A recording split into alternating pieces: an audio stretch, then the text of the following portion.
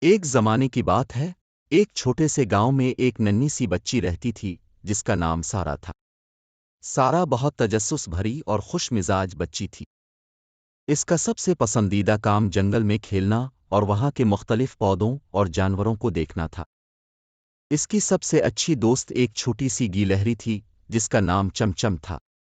دونوں ہر روز جنگل میں نئی نئی جگہوں کو تلاش کرتے اور خوش ہوتے۔ جنگل کے بیچوں بیچ ایک بہت بڑا اور قدیم درخت تھا جسے سب جادوئی درخت کہتے تھے۔ لوگوں کا ماننا تھا کہ اس درخت میں کچھ خاص طاقتیں ہیں، مگر کوئی بھی نہیں جانتا تھا کہ یہ طاقتیں کیا ہیں۔ سارا کو ہمیشہ سے اس درخت کی حقیقت جاننے کی جستجو تھی۔ وہ اکثر اس درخت کے گرد گھومتی اور سوچتی کہ اس میں کیا راز چھپے ہو سکتے ہیں۔ ایک دن سارا نے فیصلہ کیا کہ وہ اس درخت کا راز معلوم کرے گی۔ اس نے اپنے دوست چمچم کو بھی اپنے ساتھ لے لیا۔ جب وہ جادوئی درخت کے قریب پہنچی تو اس نے محسوس کیا کہ درخت کی چھال پر کچھ عجیب و غریب نشانات بنے ہوئے ہیں۔ اس نے نشانات کو غور سے دیکھا اور ان کو سمجھنے کی کوشش کی۔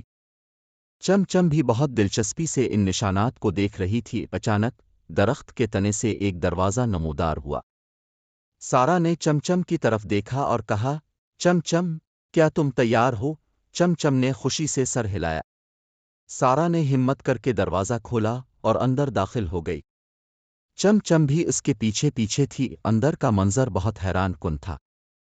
درخت کے اندر ایک خوبصورت اور روشن دنیا بستی تھی۔ ہر طرف رنگ برنگے پھول، پرندے اور چھوٹے چھوٹے جنات تھے۔ سارا اور چمچم کو یقین نہیں آ رہا تھا کہ وہ کیا دیکھ رہی ہے۔ یہ دنیا کسی خواب کی مانند تھی۔ سارا کی ملاقات ایک بوڑھے جن سے ہوئی جس کا نام ضیا تھا۔ ضیا نے سارا اور چمچم کو بتایا کہ یہ جادوئی دنیا صرف ان لوگوں کے لیے ہے جو دل سے سچے اور معصوم ہوتے ہیں۔ ضیا نے سارا کو جادوئی درخت کی کہانی سنائی اور بتایا کہ اس درخت میں وہ طاقتیں ہیں جو دنیا میں خوشی اور امن پھیلا سکتی ہیں۔ ضیا نے بتایا کہ اس دنیا میں مختلف مہمات اور راز پوشیدہ ہیں جنہیں دریافت کرنا ایک بڑے دل اور مضبوط ارادے کا کام ہے۔ سارا اور چمچم کی آنکھوں میں جوش و خروش تھا۔ وہ اس جادوئی دنیا کو مزید جاننے اور اس کی سیر کرنے کے لیے بے قرار تھیں۔ ضیا نے سارا اور چمچم کو ایک جادوئی نقشہ دیا جو ان کی رہنمائی کرے گا۔ نقشے پر مختلف مقامات کی نشاندہی کی گئی تھی جہاں پر مہمات اور راز موجود تھے۔ سارا نے ضیا کا شکریہ ادا کیا اور نقشہ اپنے ہاتھ میں لے لیا۔ اب سارا اور چمچم کا سفر شروع ہونے والا تھا۔ وہ اس جادوئی دنیا کی مہمات کو سر کرنے کے لیے تیار تھیں۔ انہیں معلوم نہیں تھا کہ آگے کیا ہونے والا ہے، مگر ان کا دل بہادر اور مضبوط تھا۔ سارا اور چمچم نے ضیا کی دی ہوئی جادوئی نقشہ کو غور سے دیکھا۔ نقشے پر مختلف مقامات کی نشاندہی کی گئی تھی جہاں پر مہمات اور راز پوشیدہ تھے۔ پہلا مقام نقرئی جھیل تھا۔ سارا نے چمچم کی طرف مسکراتے ہوئے کہا، چلو دیکھتے ہیں کہ اس نقرئی جھیل میں کیا راز چھپے ہیں۔ نقشے کی مدد سے وہ دونوں نقرئی جھیل کی طرف روانہ ہو گئے۔ راستے میں انہیں رنگ برنگے پھولوں، خوشبودار پودوں اور پرندوں کے خوش کن گیتوں نے خوش آمدید کہا۔ چمچم درختوں پر اچھلتی کودتی اور سارا کے ارد گرد گھومتی رہی۔ جب وہ جھیل کے قریب پہنچے تو انہوں نے دیکھا کہ جھیل کا پانی چاندی کی مانند چمک رہا تھا۔ جھیل کے کنارے پر ایک بوڑھی عورت بیٹھی ہوئی تھی جو جھیل کے پانی سے کچھ برتن بھر رہی تھی۔ سارا نے قریب جا کر پوچھا، اب کون ہے اور یہاں کیا کر رہی ہیں؟ بوڑھی عورت نے مسکرا کر جواب دیا، میرا نام آفیہ ہے۔ میں اس جھیل کی محافظ ہوں۔ یہ جھیل خاص ہے، اس کے پانی میں جادوئی طاقتیں ہیں جو ہر بیماری کو دور کر سکتی ہیں، مگر ان طاقتوں کو استعمال کرنے کے لیے دل کا صاف ہونا ضروری ہے۔ سارا نے آفیہ کی باتوں کو غور سے سنا اور پوچھا، ہم اس جھیل کا راز جاننے آئے ہیں، کیا آپ ہمیں اس بارے میں کچھ بتا سکتی ہیں؟ آفیہ نے سر ہلایا اور کہا، ضرور، مگر پہلے تمہیں ایک امتحان دینا ہوگا۔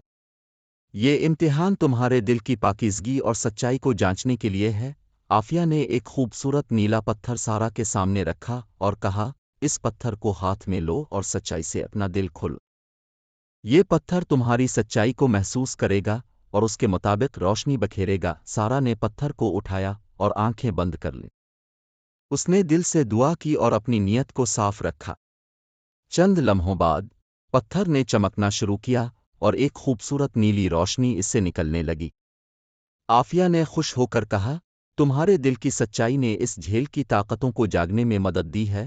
آفیہ نے سارا کو بتایا کہ اس جھیل کا پانی ایک چھوٹے سے درخت کے بیج پر ڈالنے سے وہ درخت جادوئی طاقتوں کا حامل بن جائے گا۔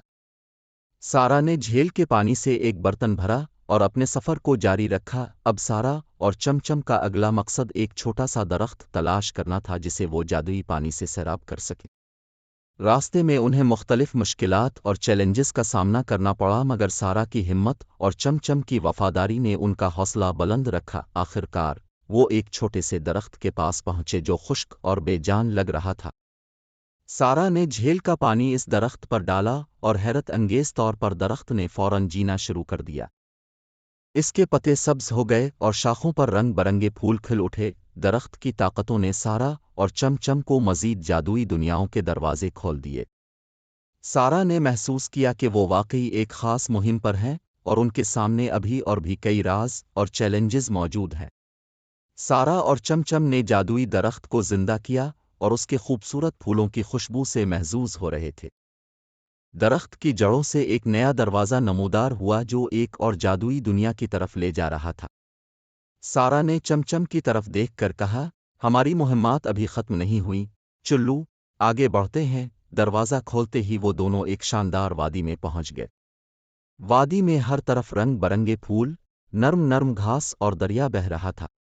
وادی کے درمیان ایک عظیم قلعہ کھڑا تھا جو سونے کی طرح چمک رہا تھا۔ سارا اور چمچم نے قلعے کی طرف قدم بڑھائے۔ قلعے کے دروازے پر ایک عظیم الشان عقاب بیٹھا تھا۔ اس نے سارا اور چمچم کو دیکھا اور کہا، خوش آمدید، میں اس قلعے کا محافظ ہوں۔ یہاں کے خزانے تک پہنچنے کے لیے تمہیں اپنی ذہانت اور بہادری کا ثبوت دینا ہوگا۔ عقاب نے انہیں 3 چیلنجز دیے۔ پہلا چیلنج ایک مشکل پہیلی تھی جو سارا نے اپنی ذہانت سے حل کر لی۔ دوسرا چیلنج ایک دشوار راستے پر چلنا تھا جسے چمچم نے اپنی پھرتی سے پار کر لیا۔ تیسرا چیلنج دونوں کے لیے تھا جس میں انہیں اپنے دل کی سچائی اور دوستی کی طاقت کو ثابت کرنا تھا۔ سارا اور چمچم نے ایک دوسرے کا ہاتھ پکڑا اور دل سے دعا کی۔ ان کی سچائی اور محبت نے چیلنج کو شکست دی اور قلعے کے دروازے خود بخود کھل گئے۔ اندر جاتے ہی انہوں نے دیکھا کہ قلعے کے درمیان ایک بڑا اور خوبصورت خزانہ رکھا ہوا تھا۔ خزانے میں جواہرات، سونے کے سکوں اور نایاب کتابوں کا ڈھیر لگا تھا۔ سارا اور چمچم کی خوشی کا کوئی ٹھکانہ نہ تھا۔ انہوں نے خزانے میں موجود ایک قدیم کتاب کو کھولا اور اس میں جادوئی درخت کی مکمل کہانی لکھی ہوئی پائی۔ اس کتاب نے انہیں بتایا کہ جادوئی درخت کی طاقتیں دنیا میں خوشی، محبت اور امن پھیلانے کے لیے ہیں۔ سارا نے کتاب کو اپنے ساتھ لے لیا اور چمچم کے ساتھ واپس جادوئی درخت کی طرف روانہ ہو گئے۔ درخت کے پاس پہنچ کر سارا نے کتاب کی مدد سے درخت کی طاقتوں کو بیدار کیا اور وہ طاقتیں دنیا بھر میں پھیل گئیں۔ ہر جگہ امن، خوشی اور محبت کی فضا قائم ہو گئی۔ رضیہ اور آفیہ بھی وہاں پہنچے اور سارا اور چمچم کی بہادری اور سچائی کی تعریف کی۔ انہوں نے کہا، تم دونوں نے ثابت کر دیا کہ دل کی سچائی اور دوستی کی طاقت کسی بھی مشکل کو شکست دے سکتی ہے۔ سارا اور چمچم نے اپنی مہمات مکمل کر لی تھیں اور اب وہ واپس اپنے گاؤں جانے کے لیے تیار تھے، لیکن ان کے دلوں میں جادوئی درخت کی یادیں اور مہمات کی خوبصورت کہانیاں ہمیشہ زندہ رہیں گی۔ اس طرح سارا اور چمچم کی جادوئی دنیا کی مہمات کا اختتام ہوا۔ ان کی یہ کہانی ہمیں سکھاتی ہے کہ سچائی، محبت اور دوستی کی طاقت سے ہم کسی بھی مشکل کو آسانی سے حل کر سکتے ہیں۔